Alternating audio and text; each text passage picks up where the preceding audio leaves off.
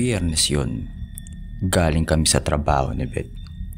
Pagod, gutom, nanlalagkit sa biyahe. Normal na araw lang. Pagdating namin sa Kogyo Gate 2, mga alas 8 na ng gabi, habang naglalakad kami, napansin ko yung bahay namin. Walang kahit anong ilaw na nakasindi sa garahe. Medyo kinakabahan ako, pati na rin si Beth. Ang dilim ng buong kalsada, tapos sa harap ng bahay may malaking puno ng akasya.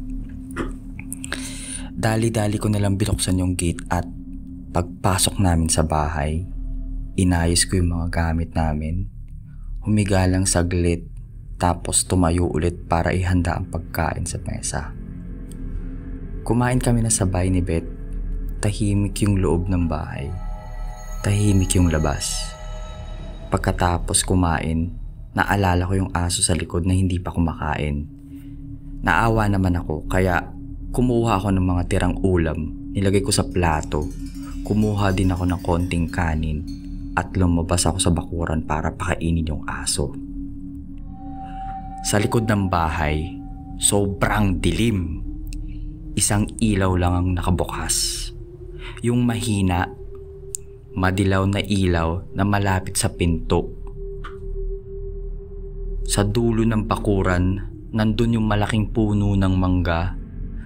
Nakayuko yung mga sanga na para may tinatakpan.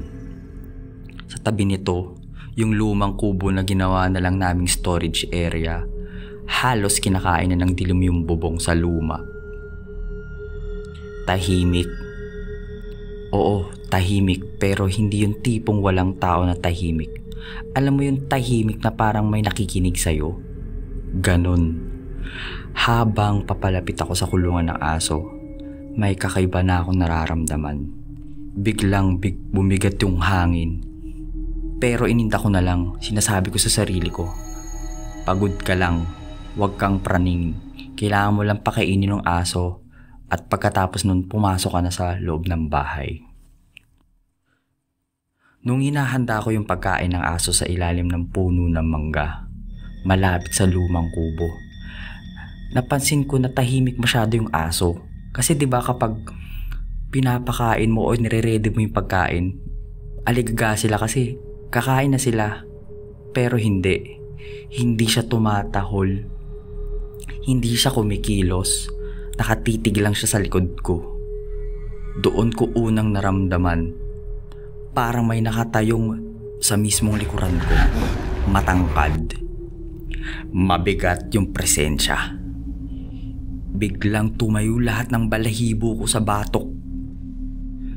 Parang may malamig na kamay na humahawak dun. Habang may mainit na hininga sa likod ng ulo ko, ramdam ko yung hininga niya.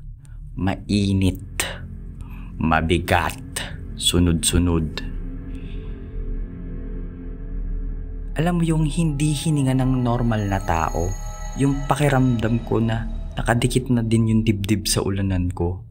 Sa sobrang lapit, isang iglap na lang, susunggaban na niya ako. Hindi ko siya nakikita, pero ramdam ko kung gaano siya kalaki sa likod ko. Sinasakop niya yung buong espasyo sa likod ng katawan ko. Sa sobrang kaba, hindi na ako nagpatumpik-tumpik. Nararamdaman ko na yung nanginginig na yung kamay ko habang hawak ko yung plato ng pagkain ng aso. Bigla akong napasigaw. Hindi dahil galit ako, kundi gusto ko lang madistract yung takot ko. Kaya bigla akong tinawag si Beth. Beth! Beth! Beth! Pumunta ka nga dito! Yung sigaw ko kumalat sa bakuran, pero yung echo niya parang kinain lang ng dilim. Buti na lang kahit papano sumilip si Beth sa may pintuan at tanong niya, Bakit? Bakit mo ko tinatawag? Anong meron dyan? Pero hindi ko siya masagot ng maayos. Binilisan ko lang yung pagpapakain ng aso. Habang inaabot ko yung pagkain ng aso, ito na naman, hindi na naman lang siya gumagalaw. Nakatitig lang siya sa likod ko, nakababa yung buntot, nanginginig. na maamo yung itsura niya. Nung papalayo na ako sa may kulungan na aso, ramdam ko pa rin yung presensya sa likod ko. Alam mo yung pakiramdam na hindi hinahawakan pero parang sinusundan ka pa rin ng tingin. Para may nakamasid sa akin mula sa dilim at hindi ko sure kung nag-iisa lang siya. Pakiramdam ko may nakasilip sa lumang kubo sa mismong pinakasulok na hindi naaabot ng ilaw. Yung klase ng dilim na kahit pilit mong sinisilip, mas lalong lumalalim. Pilit kong hinahanap yung anyo niya.